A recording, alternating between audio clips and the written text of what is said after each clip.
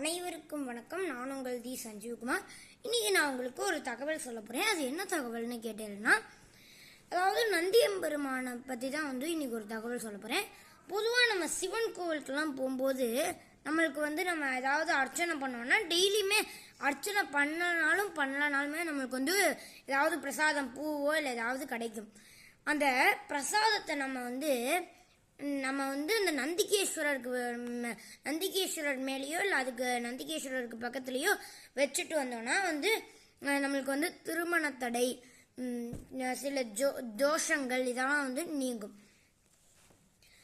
இப்போ ஏன் இப்படி நான் வைக்க சொல்கிறேன்னா, நந்தியம்பெருமாள் ஒரு நாள் சிவன்கிட்ட ஒரு வரம் கேட்டிருக்காராம்.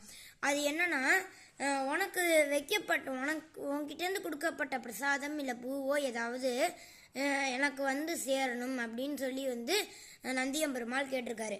அந்த வரத்துக்குபடியே சிவனும் அவருக்கு அந்த வரத்தை கொடுத்துட்டார்.